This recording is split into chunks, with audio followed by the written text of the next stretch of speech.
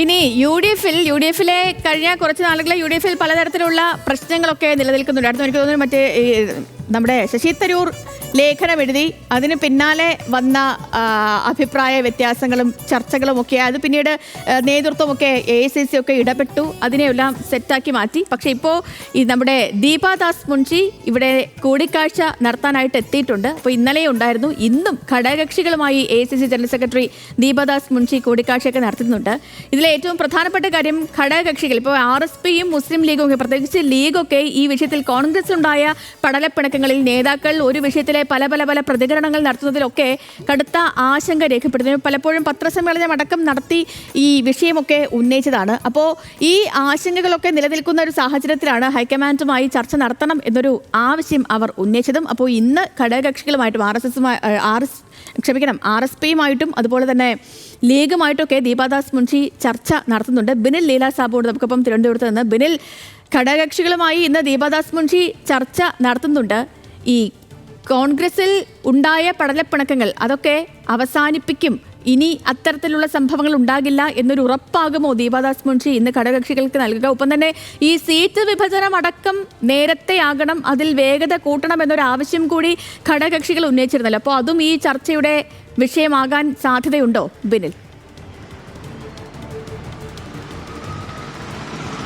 സേതു പറഞ്ഞതുപോലെ ഇന്നലെ ദീപാദാസ് മുൻഷി മാധ്യമങ്ങളിൽ കണ്ടിരുന്നു. അപ്പോൾ പറഞ്ഞ ഒരു കാര്യം, കോൺഗ്രസിൽ ഇപ്പോൾ ഐക്യമുണ്ട്, ഒറ്റക്കെട്ടായി മുന്നോട്ട് പോകുമെന്ന് തന്നെയാണ് അവർ വ്യക്തമാക്കിയത്. ഇന്നലെ ഇപ്പോൾ ചർച്ചയുണ്ടായിരുന്നു.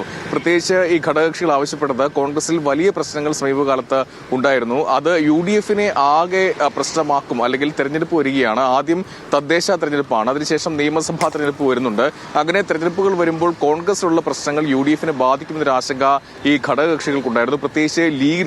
അത് അവർ UDF യോഗത്തിൽ ഉന്നയിക്കുകയും ചെയ്തതാണ്. പിന്നീടാണ് ഈ ഹൈക്കമാൻഡിലേക്ക് ഈ വിഷയം എത്തുന്നത്. അങ്ങനെ ഘടകകക്ഷികളുമായി ചർച്ച ചെയ്യണം എന്നൊരു അഭിപ്രായം വന്നു. അതിനുശേഷമാണ് ഇപ്പോൾ ദീപാദാസ് മുൻഷി കേരളത്തിലേക്ക് വരികയും ഈ ഘടകകക്ഷികളുമായി ചർച്ച നടത്തുന്നതും. ഇന്നലെ ഇപ്പോൾ CMBയുമായി കൂടിക്കാഴ്ച ഉണ്ടായിരുന്നു. അതോടൊപ്പം കേരള കോൺഗ്രസ് ഈ PG ജോസഫ് വിഭാഗവുമായും മാണി സി കാപ്പനടക്കമുള്ള ആളുകളുമായി കൂടിക്കാഴ്ച നടത്തി. നടത്തിയതിൽ പ്രധാനമായും ഉന്നയിച്ച കാര്യം ഈ കോൺഗ്രസിലെ പ്രശ്നങ്ങളാണ്. സമീപകാലത്ത് ശശി തരൂരിന്റെ ലേഖനം വലിയ പ്രശ്നം കോൺഗ്രസിലുണ്ടാക്കി, UDFിനുണ്ടാക്കി.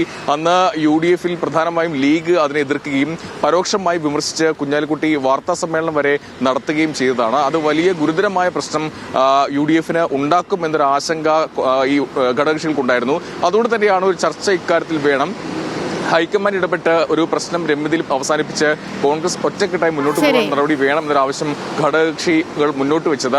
അതിന്റെ അടിസ്ഥാനത്തിലാണ് ഇന്നിപ്പോൾ ഈ യോഗം വിളിച്ചിട്ടുള്ളത്. അതായത് കൂടിക്കാഴ്ച നടത്തുന്നത് മുസ്ലിം ലീഗുമായി ഉച്ചയ്ക്ക് ശേഷമാകും കൂടിക്കാഴ്ച നടത്തുക. ശരി ബിനിൽ, വ്യക്തമാണ്. അപ്പോ ഘടകകക്ഷി നേതാക്കളുമായിട്ടുള്ള ദീപാദാസ് മുൻഷിയുടെ ചർച്ച ഇന്നും തുടരും. അപ്പോൾ ആ വിവരങ്ങൾ നൽകുകയായിരുന്നു നമ്മുടെ ബിനിൽ ലീല സാബു.